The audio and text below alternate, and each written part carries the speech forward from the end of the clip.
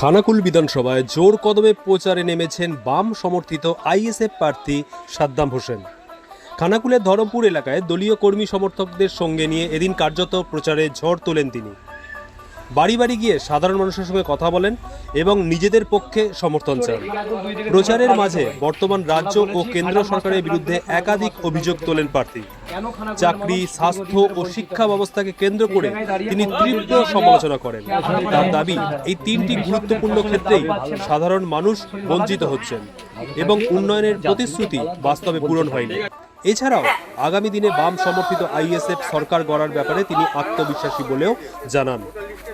সাধারণ মানুষের সমর্থনেই তাদের জয়ের মূল শক্তি হবে বলে দাবি করেন তিনি। সব মিলিয়ে খানাকুল বিধানসভার আইএসএফ প্রার্থীর এই জোরদার প্রচার রাজনৈতিক মহলে নতুন করে চর্চার বিষয় হয়ে উঠেছে।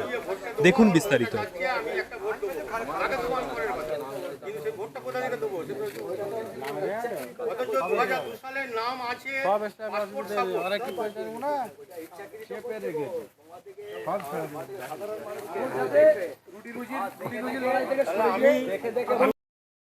ধর্মের রাজনীতি, জাতের রাজনীতি, সেই জায়গা থেকে দাঁড়িয়ে বাম আইএসএফের রাজনীতি হচ্ছে জাতের নয় ভাতের রাজনীতি।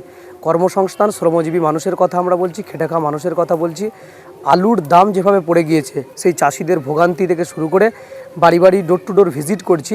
বেশিরভাগ মানুষ যারা গ্যাসে রান্না করতো, আজকে তাদেরকে এসে উনানে রান্না করতে হচ্ছে। মাথার উপরে সেট নেই, কারণ গ্যাসে বরাবর রান্না করে অভ্যস্ত। গ্যাসের আজকে দ্রব্যমূল্যর কারণে এবং গ্যাস পর্যাপ্ত পরিমাণে সাপ্লাই না থাকার কারণে মানুষকে কিন্তু উনানে রান্না করতে হচ্ছে কাঠ জ্বালিয়ে।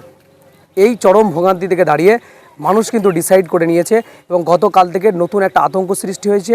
অ্যাডজুডিকেশনে থাকা লক্ষ লক্ষ ভোটার, যাদের নামগুলো কিন্তু ডিলিটেড খাতায় গিয়েছে। মানুষের মধ্যে একটা ব্যাপক প্যানিক সৃষ্টি হয়েছে, আতঙ্ক সৃষ্টি হয়েছে। হওয়াটাই স্বাভাবিক। এই নির্বাচনের প্রাক্কালে দাঁড়িয়ে যেভাবে নির্বাচন কমিশন বৈধ ভোটারদেরকে নিয়ে ছিনিমিনি খেলছে, এটা কখনোই মেনে নেওয়া যায় না। আমাদের লড়াই প্রথম থেকেই ছিল যে কোনো বৈধ ভোটারকে অবৈধভাবে ঘোষণা করা যাবে না। তার জন্য যে লড়াই আমরা লড়ে নেব, সুপ্রিম কোর্ট থেকে শুরু করে হাইকোর্ট এবং রাস্তার লড়াই আইএসএফ এবং বাম লড়ছে। ঐক্যবদ্ধভাবে এই লড়াই হবে। প্রত্যেকটি বৈধ ভোটারের পাশে আমরা রয়েছি। প্রথম দিন থেকে প্রচার করছেন, আজকে কি আগের থেকে স্বতঃস্ফূর্ততা বেশি দেখছেন? একদম ডে ওয়ান থেকে আজকের দিন পর্যন্ত, আরও যত দিন যাবে মানুষের উপস্থিতি এবং মানুষের, অনেকে হয়তো আমাদের সংখ্যাধিক্য নিয়ে প্রশ্ন করতে পারে, কিন্তু আমাদের কাছে সংখ্যাটা ব্যাপার না। এই জন্যই মানুষের মনে মনে আমরা পৌঁছে গিয়েছি, কারণ আমরা মানুষের অধিকার নিয়ে কথা বলি, মানুষের অসুবিধাগুলোকে পাশে থাকার চেষ্টা করি। আজকে শিক্ষা থেকে শুরু করে চুরি, দুর্নীতি, ডাকাতি, আপনার আবাস যোজনার দুর্নীতি থেকে শুরু করে স্বাস্থ্য ব্যবস্থা বেহাল দশা। আজকে খানাকুল হাসপাতালে গিয়ে দেখতে পাবেন, রামচন্দ্রপুর হাসপাতাল একই অবস্থা। সাবলসিংহপুরের একটা দীর্ঘদিনের হাসপাতাল, সেটা বন্ধ হয়ে প্রায় পড়েই রয়েছে।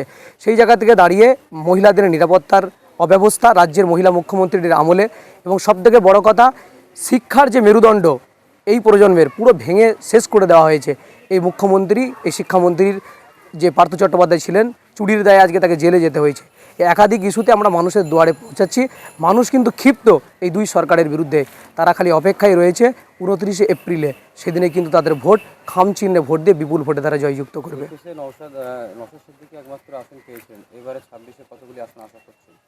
এবারে হচ্ছে আপনার মানুষের আশীর্বাদ দোয়া নিয়ে বাম আইএসএফের জোট সরকার তৈরি হচ্ছে। 4 মে লাল এবং ব্লু আবিরের খেলা হবে গোটা পশ্চিম বাংলা জুড়ে। নতুন সরকার আসবে, যারা জাতের নয় ভাতের লড়াই করবে, শ্রমজীবী খেটে খাওয়া মানুষের কথা বলবে, ছাত্র যুবদের কথা বলবে, নারী সুরক্ষার কথা বলবে, 100 দিনের কাজের অধিকারের কথা বলবে। একাধিক ইস্যুতে আমরা কিন্তু কাজ করব। প্রতি বছর এসএসসি হবে।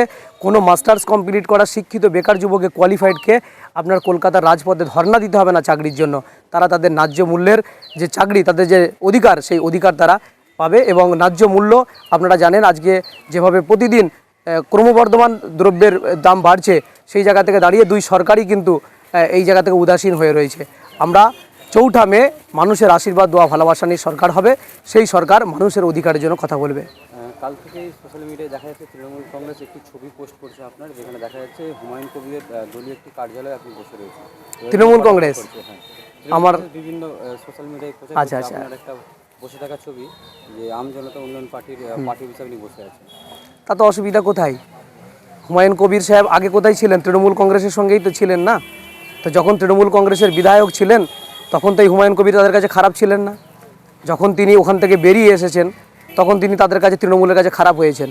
দিদিমণি মন্দিরের রাজনীতি করছেন, তিনি করতে পারেন, তার অধিকার।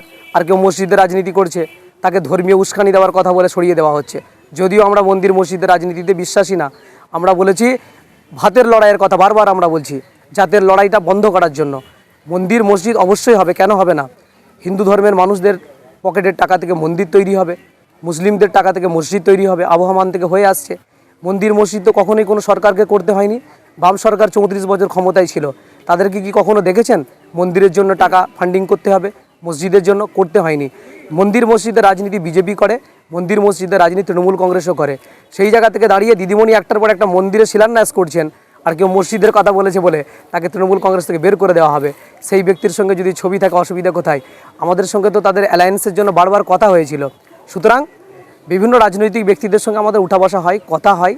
সেটা তৃণমূলেরও কারোর সঙ্গে আমাদের কখনো ছবি দেখা যেতে পারে, বিজেপিরও কারোর সঙ্গে দেখা যেতে পারে, কংগ্রেসের দেখা যেতে পারে, সিপিএম তো আমাদের বন্ধু, সবসময় আমরা একসাথেই রয়েছি। রাজনৈতিক সৌজন্যতায় আমরা বিশ্বাসী। একাধিক মানুষের সঙ্গে, একাধিক নেতৃত্বের সঙ্গে ছবি উঠতেই পারে, তাতে কোনো সমস্যা মনে করি না। খানাকুলে মানুষের কেমন সাড়া পাওয়া যাচ্ছে? খানাকুলের মানুষের অবশ্যই ভালো সাড়া পাওয়া যাচ্ছে। তারা ডিসাইড করে নিয়েছে, তারা মাইন্ড সেট আপ করে নিয়েছে যে এবারে বাম সমর্থিত আইএসএফ প্রার্থীকেই তারা খামচিনা বিপুল ভোটে জয়যুক্ত করবে। এসআইয়ের তো অনেক নাম ডিলিট হয়ে গেছে, এগুলো নিয়ে বিধায়ক নওশাদ সিদ্দিকী সাহেব প্রথম দিন থেকে লড়াই করেছেন। এসআইআর নিয়ে সুপ্রিম কোর্টে মামলা হয়েছে এবং সেখান থেকে দাঁড়িয়ে হাইকোর্টেও আমাদের করা হয়েছে। নওশাদ সিদ্দিকী সাহেব বিষয়টা পুরোপুরি দেখছেন এবং আইএসএফ বাম সমর্থিত আমরা খুব শীঘ্রই জোরালোভাবে আবার রাস্তায় নামব।